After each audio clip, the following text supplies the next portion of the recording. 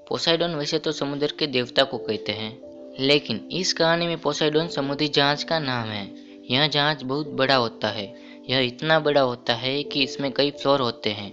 यहाँ पर अब सारे लोग खुश हैं क्योंकि आज 31 दिसंबर की रात है, यानी कि न्यू ईयर की रात, जहाँ पर इस जहाज में कोई पार्टी एंजॉय कर रहा है, कोई शराब पी रहा है, कोई ताश खेल रहा है, कोई डांस एंजॉय कर रहा है। वही इस जहाज के कंट्रोल रूम में यह दिखाते हैं कि उसके कैप्टन को कुछ शक होता है। वह कहता है कि जरूरी कुछ गड़बड़ है। तभी यह दिखाया जाता है कि सामने से एक बहुत बड़ी लहर इनके जहाज की तरफ आ रही होती है। यह देखकर सारा का सारा ग्रुप डर जाता है। यह जहाज को मुड़ने की कोशिश करते हैं। जहाज मुड़ भी जाता है, लेकिन लहर इतनी तेज होती है कि जो चांद बिल्कुल साफ दिखाई दे रहा था, अब वह लहरों के पीछे छुप चुका है। कंट्रोल रूम जहाज में सवार सभी लोगों को अनाउंस करते हैं कि जहाज में बहुत बड़ी दुर्घटना होने वाली है। सभी यात्री सावधान हो जाए, सभी ऑफिसर सावधान हो जाए। यह अनाउंसमेंट होते ही वहां पर भगदड़ मच जाती है। तभी वह ऊंची लहर इनके जहाज से टकराती है। उसका प्रेशर इतना ज़्यादा होता है कि पोसाइडन, जो कि बहुत बड़ा जहाज है, वह पूरा पानी में उल्टा हो जाता है, यानी कि छत अब जमीन बन चुकी है। जब जहाज पलटता है तो वहाँ पर बहुत लोगों की जान चली जाती है और इंजन रूम में एक बड़ा ब्लास्ट होता है, जिससे जितने भी कैप्टन होते हैं जो इस जहाज को चलाते हैं, वह सारे के सारे मर जाते हैं। तभी वार्ड रूम में, जहाँ पर पार्टी चल रही थी, जहाँ पर सबसे ज़्यादा लोग बचे हुए होते हैं, वहाँ पर ऑफिसर आता है। वह बोलता है कि हमारे पास एक अच्छी और बुरी खबर है। बुरी खबर यह है कि हमसे एक सुनामी लहर टकराई है, जिसकी वजह से हमारा जहाज पूरी तरह से पलट चुका है। यहाँ से अब कोई बाहर नहीं निकल सकता।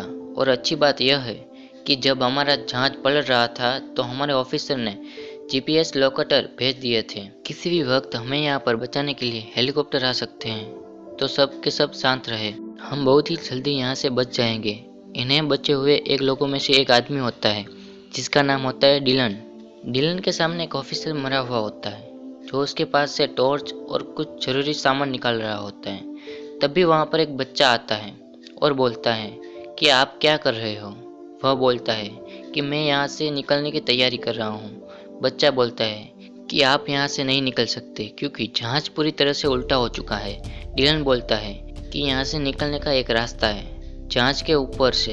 इसके लिए मुझे ऊपर जाना होगा। डिलन जब वहाँ से निकल रहा होता है, तभी वह बच्चा अपनी माँ को लेकर आता है। इसकी माँ का नाम मैगी होता है। डिलन उसकी माँ से पहले भी मिल चुका है, इसलिए वह उससे जानता है।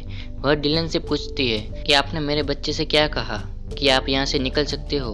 वह कहता है कि हाँ, मुझे एक रास्ता पता है। मैगी बोलती है कि अभी एक ऑफिसर ने अनाउंसमेंट किया है कि हमें यहाँ पर रुकना चाहिए। तभी वहाँ पर एक बूढ़ा आदमी आता है और वह कहता है कि मैं एक आर्किटेक्ट हूँ। वह बताता है कि इस जहाज को इस तरह से नहीं बनाया गया है कि वह उल्टे होकर तैर सके, यानी जहाज डूब जाएगा। वहाँ पर जो दूसरा आदमी होता है, जिसका नाम रॉबर्ट है, वह डिलन से पूछता है कि क्या तुम्हें डिस्को का रास्ता पता है। डिलन बोलता है हाँ, वह ऊपर से है। वह पूछता है कि क्या तुम्हें डांस करने का मन कर रहा है। रॉबर्ट बताता है कि नहीं, वहाँ मेरी बेटी फंसी हुई है। मैं भी तुम्हारे साथ चलना चाहता हूँ, लेकिन पहले मैं अपनी बेटी को बचाना चाहता हूँ। डिलन बोलता है कि मैं यह नहीं कर सकता क्योंकि मैं अपना काम अकेले करता हूँ। रॉबर्ट उससे पूछता है कि सबसे शॉर्टकट रास्ता कौन सा है। डिलन कहता है कि पता चलते ही बता दूंगा। तभी रॉबर्ट वहाँ पर जहाज के एक स्टाफ को बुलाता है। रॉबर्ट उससे पूछता है कि ऊपर जाने का शॉर्टकट रास्ता कौन सा है। वह आदमी उन्हें रास्ता बताने लगता है। रॉबर्ट उस आदमी से बोलता है कि जितना साल का कमाते हो उसका दुगना पैसा दूंगा, बस हमें वहाँ तक ले चलो। वह आदमी राजी हो जाता है।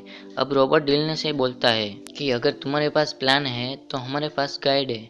हम सब एक साथ जाएंगे तो हमारी जान बच जाएगी। इसके बाद डिलन इस बात के लिए राजी हो जाता है। सभी लोग अब जहाज के तल्ले की ओर निकलते हैं। जहाज का तल्ला ऊपर की ओर है। यहाँ जहाज के तल्ले के उस हिस्से से निकलना चाहते हैं जहाँ पर बड़े बड़े पंखे घूमते हैं, जो जहाज को आगे की तरफ ढकेलते हैं। यह जैसे हैं उस खुफिया रास्ते से बाहर निकलते हैं तो उस दरवाजे को सील कर दिया जाता है ताकि पानी अंदर ना आए। अब यह सब के सब आगे बढ़ रहे होते हैं ताकि किसी भी तरीके से जहाज के तलवे तक पहुंच सके और अपनी जान बचा सके। लेकिन थोड़ी सी आगे जाने के बाद इनका सारा रास्ता बंद हो जाता है। वहाँ पर बहुत सारे लोगों की डेड बॉडी होती है। इसके बाद यह लिफ्ट का दरवाजा खोलते हैं। लिफ्ट वहाँ से बहुत ज़्यादा ऊपर होती है, लेकिन यह किसी तरह से वहाँ जाने का रास्ता बनाते हैं ताकि दूसरी तरफ से दरवाजा खुलकर यहाँ से निकल जाए। लेकिन इनके दरवाजा नहीं खुलता। लेकिन वहीं पर जो ऊपर की तरफ फ्लोर होता है, उसकी लिफ्ट का दरवाजा खुला होता है। अब किसी तरीके से एक दूसरे की मदद करके वहाँ से निकल जाते हैं, लेकिन लास्ट में 2 आदमी रह जाते हैं। एक बूढ़ा आदमी होता है और इनका एक गाइड होता है। जब वे एक दूसरे को खींच रहे होते हैं, तभी वह जिस पर खड़े होते हैं वही के नीचे से खिसक जाते हैं और गिर जाते हैं और ये लोग लटक जाते हैं। नीचे बहुत गहरी खाई होती है, अगर यह दोनों गिरेंगे तो मर जाएंगे। ऊपर में जो लिफ्ट होती है वह भी धीरे धीरे सरक कर नीचे आना शुरू कर देती है। डिलन ने बूढ़े आदमी का हाथ पकड़ा होता है और उसी बूढ़े आदमी का पैर पकड़कर गार्ड लटक रहा होता है। इन दोनों को खींचने में डिलन समर्थन होता है। तभी यह देखता है कि ऊपर से लिफ्ट गिरने वाली है। वह उस बूढ़े आदमी को बोलता है कि उस गाइड को छोड़ दो, नहीं तो तुम गिर जाओगे। वह बूढ़ा आदमी न चाहते हुए भी उसे धक्का दे देता है। जैसे ही डिलन उस बूढ़े आदमी को खींचता है तो लिफ्ट ऊपर से गिर जाती है और एक बहुत जोरदार ब्लास्ट होता है और अब इनमें से एक आदमी मर चुका है। अब यह 5 लोग बचते हैं और आगे की तरफ निकलते हैं। आगे जाने के बाद इन्हें डिस्को रूम मिलता है। वहाँ पर कुछ लोग फंसे होते हैं, जिसमें रोबोट की बेटी, उसका बॉयफ्रेंड और 2 लोग और होते हैं। अब यह टोटल 9 लोग हो चुके हैं। अब इन्हें किसी भी तरह से जल्दी से जल्दी जहाज के ऊपर वाले हिस्से तक पहुंचना पड़ेगा, क्योंकि जहाज डूबने वाला है।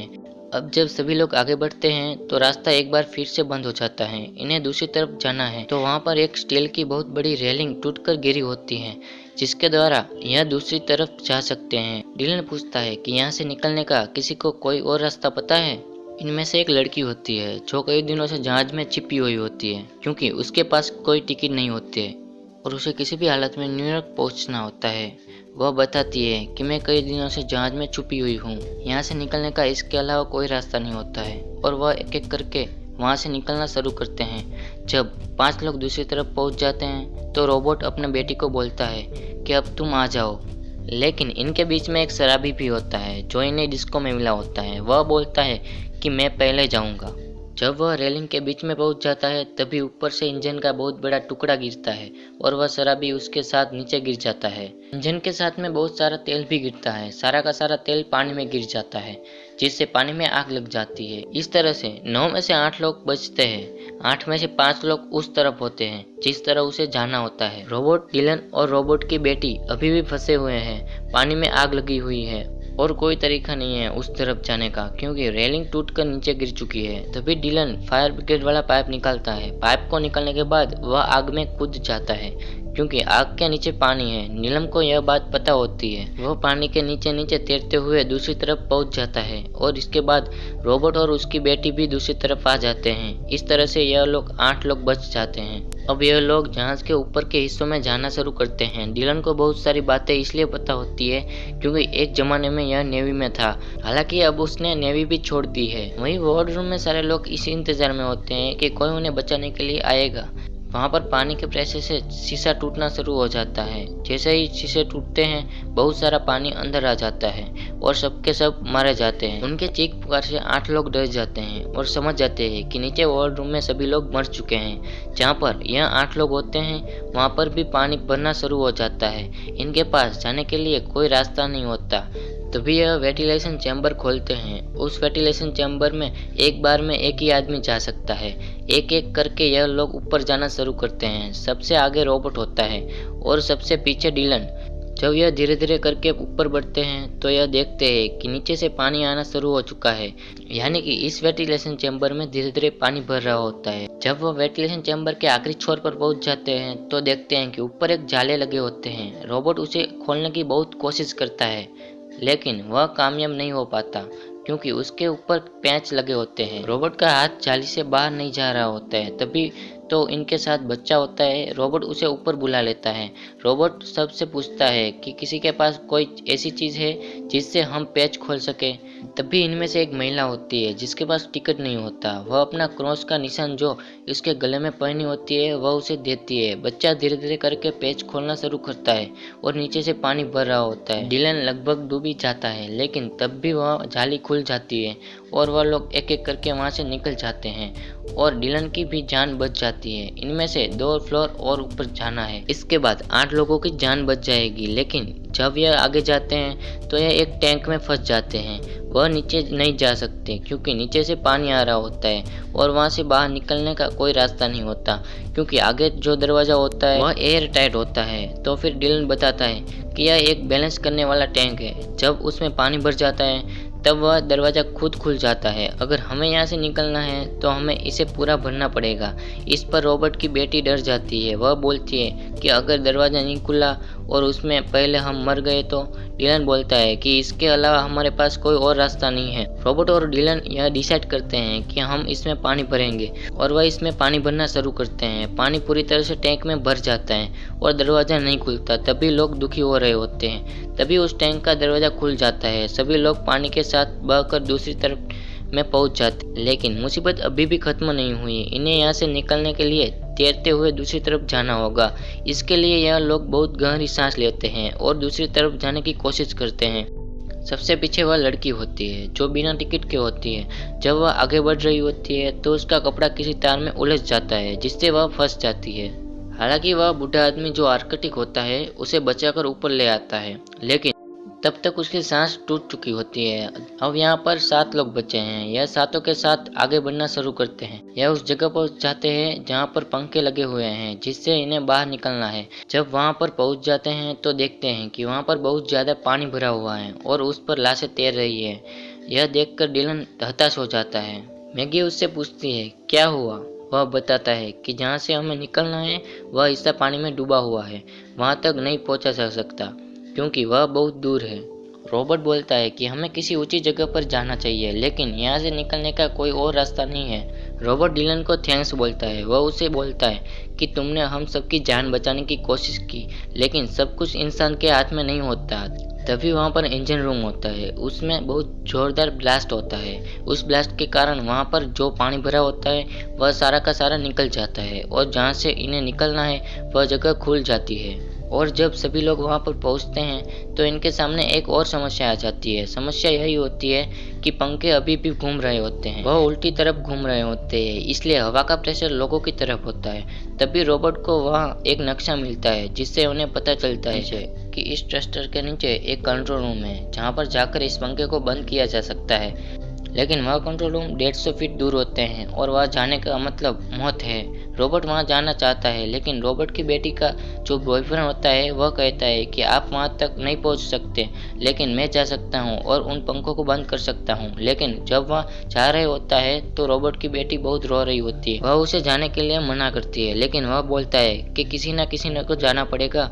अपनी बेटी को रोते हुए देखकर रॉबर्ट पानी में कूद जाता है। वह उस कंट्रोल रूम की तरफ बढ़ रहा होता है। वहीं दूसरी तरफ डिलन वहाँ पर नहीं होता है क्योंकि मैगी का बेटा पानी में बह गया था। मैगी और डिलन उसके बेटे को ढूंढ रहे होते हैं। डिलन मैगी के बेटे को बचा लेता है और सभी लोग उसी रूम में आ जाते हैं। इस जगह पर पानी बहुत तेजी से बढ़ रहा होता है। जल्दी से अगर इन पंखों को बंद नहीं किया तो सब लोग डूब जाएंगे।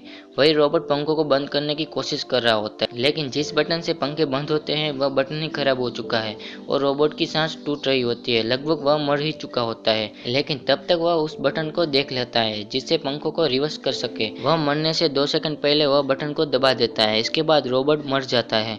रॉबर्ट ने सबकी जान बचाने के लिए अपनी जान दे दी है। वही ऊपर डिलन देखता है कि पंखे अभी भी घूम रहे हैं। वह बोलता है कि पंखे बंद क्यों नहीं हो रहे। तभी रॉबर्ट की बेटी का बॉयफ्रेंड देखता है कि जो चीज़ें उनकी तरफ आ रही होती है अब वह बदल चुकी है। यदि हवा का प्रेशर दूसरी तरफ हो चुका है। वह डिलन से बोलता है कि रॉबर्ट ने पंखे को रिवर्स कर दिया है, हम चीज़ों को फेंक कर पंखे को बंद कर सकते हैं। इसके बाद वह एक बहुत बड़ा सिलेंडर डिलन को देता है। डिलन उस सिलेंडर को उस पंखे की तरफ फेंकता है जिससे एक बहुत बड़ा ब्लास्ट होता है। उस ब्लास्ट से इंजन रुक जाता है, पंखे टूट जाते हैं और यह एक एक करके वह जहाज से बाहर कूद जाते हैं। बाहर एक नाव भी होती है जो यह एयरबोट होती है। यह सभी लोग उसमें बैठ जाते हैं। तभी यह जहाज इनकी तरफ गिरना शुरू करती है। यह लोग जल्दी जल्दी चप्पू चलाना शुरू करते हैं। जैसे ही जहाज इनकी तरफ गिरने वाला होता है यह लोग उससे दूर चले जाते हैं। पोसेडन जो कुछ घंटों पहले बड़ी शान से समुद्र की ओर चल रहा था अब वह पूरी तरह से समुद्र के अंदर डूब चुका है। इसके बाद ये लोग एक फ्लेयर गन चलाते हैं ताकि जो रेस्क्यू टीम इन्हें ढूंढने के लिए निकली है वह उन्हें देख ले, और होता भी ऐसा ही है। कुछ ही देर के बाद इनके पास रेस्क्यू टीम पहुंच जाती है और इन सबको बचा लेती है और इस तरह से इन 6 लोगों की जान बच जाती है।